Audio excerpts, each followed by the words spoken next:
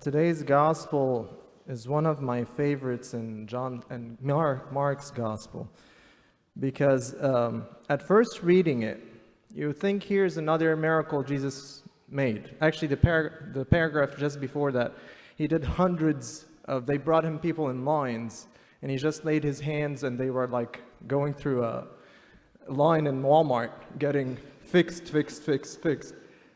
So would you read this and you say, okay, here's another one. But then, if you read it carefully, you'll notice it's actually a very unique miracle. But to understand why is it unique, you have to know the background of it. First of all, in which gospel is it? It's in Gospel Mark. Mark is a very unique gospel out of the four. We have Mark, Luke, Matthew, and John. Mark's gospel is the shortest. In less than an hour, 45 minutes, you can read the whole thing. And why is it that short? Because we believe that Mark was in Egypt, where I'm from, and he was hunted down, and he wanted to write everything he knew. And he was so scared that he'll be killed before writing the Gospels. And actually, as soon as he wrote it, he got killed.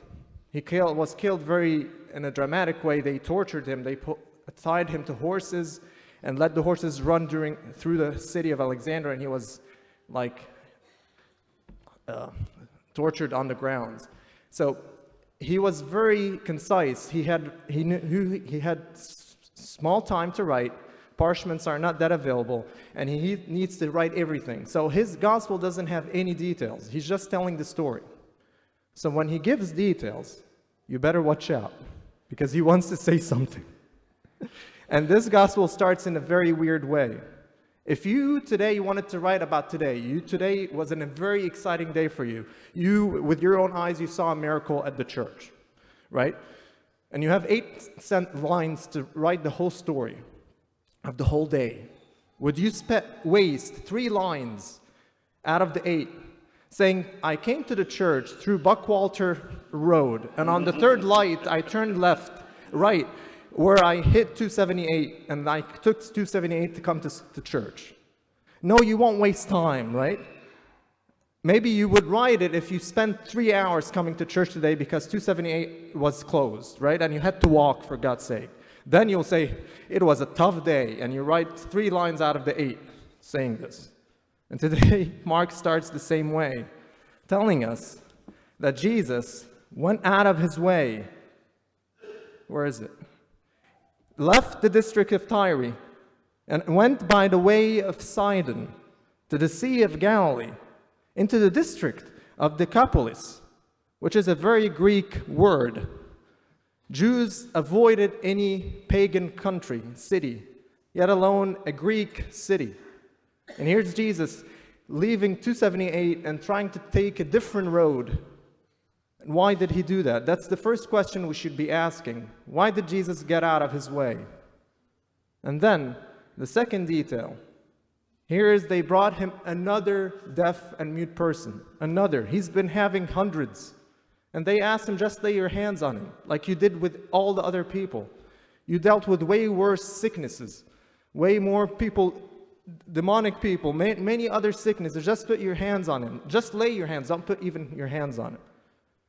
And Jesus, instead of just doing the same thing he did with everybody, he did something very unique.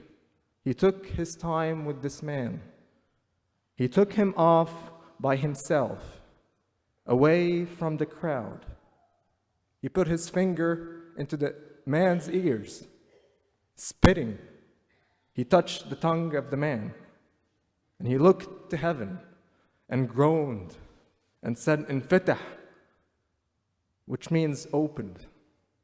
And immediately the man was healed. Scholars and fathers of the church said, why did he waste his time with this nobody? He could have done the same thing with all the other people. Why this man specifically? And there is no answer. The only answer they found out was, oh, maybe this man didn't only need a physical healing. Maybe this man needed more attention. This man needed to be touched. This man needed to be taken away. This man needed to be recognized. This man needed to be healed and looked at, seen by his Creator. This man needed to be loved. And Jesus knew very well. Jesus turned out that he took all this way. He went to Sidon, Decapolis, which is a city that he should not go to, just to find this man. Jesus was looking for this man. This man needed more than a physical healing. And this is the story of each one of us. Jesus is looking for you, and he's been looking for you since you were born. If you read the Old Testament, it was God who was looking for us. It was God who looked for Adam and Eve when they hid. It wasn't Adam and Eve who looked for him. It was God who looked for Moses. It was God who looked for David. It was God who looked for Simon. Every prophet of the 27, it never been the prophet who reached out to God. It was God who looked for him and searched for him. And finally, the prophet opened his heart to God. He's been telling in the Old Testament, I love you. You are mine. You are in my image. Everything in you is me. The life in you, because I want you to exist. I want you to be you, and you will never be repeated again. I love you. But we never get it. We never got it interested even. And he said, okay, I'll do and come and do it myself. I'll come and take a body so they can see me. God, who's above this world, is not an engineer in heaven who just did the design and sent minions to build the earth. He decided to come and take a body for God's sake so we can see him. He took a face so you can recognize him. He took hands so he can embrace you in heaven. And heaven will have a glorified body, and he will embrace you. He got eyes so he can show you that he's looking at you. He got ears so he can hear you and tell you that I'm listening. God did the unthinkable.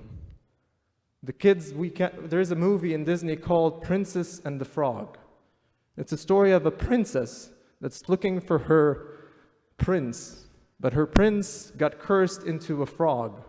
So she has to kiss frogs, and the one she's going to kiss, and he'll become back a prince. Our story is the opposite. We were the frog. We all frogs. And Jesus decided to become a frog for God's sake. He decided to become a frog so he can relate to us. I don't know how much you love your dog, but you won't choose to become a dog so you can relate to your dog. God did this, did the unthinkable.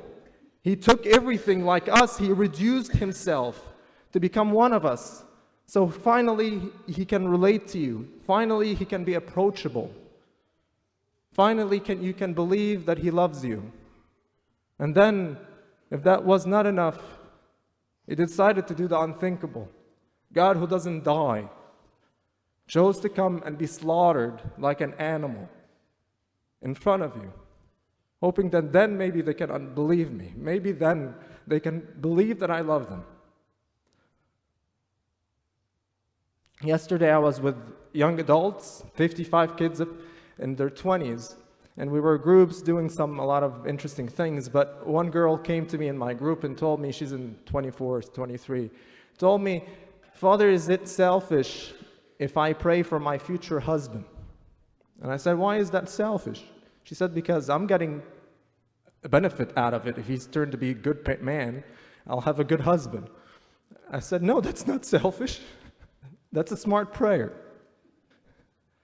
And everybody in the 55, they're looking for their partner. They're looking for their future spouse. They're longing to be loved, to be seen, and to love. We all have this. This longing in you, this pain in you, this unsatisfaction in you. You're meant to be loved and to love, but not a normal person. You're meant to love a divine being. All the gospel, your story is a love story. It's not between you and another person, it's between you and a divine being. And all the people you're going to love in this earth, they're just a foreshadow. If it was your spouse that you love, or your child that you love, or your grandchild that you love, it's a foreshadow of what God has for you, for each one of us. So let's open our eyes to Him. It'll be sad if this girl spent her life looking for her future husband and didn't notice that she had one who loves her from the beginning. It'll be sad if we spend this life wasting it on all the things that can fill us and fill this void, and forgetting the one who only loves us, the only one who really loves us, the one who's wanting you to exist at this moment. St. Thomas Aquinas said, "Have you ever thought of breathing? No, you do it normally. Why is that? Because there's someone else who's thinking about it. God is in His heart telling you, breathe, breathe, exist." Here's a God who's thinking of you while you're not even thinking of yourself.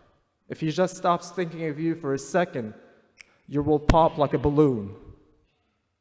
Here's God who cares for you while you don't even care for yourselves. So let us open our hearts to Him. Let us become like this deaf and mute man. Bring Him our deaf heart, our mute heart, telling Him to touch us, to lay His hands on us, so we can finally have our eyes on Him and to get to love Him on this earth. Because when you love someone, times go so fast. He loves you so much that 80 and 90 years are not enough for Him. He loves you so much that He invented eternity, that He wants to spend eternity with you. So let's open our hearts to Him. Let us not waste this life not getting to know Him. Amen.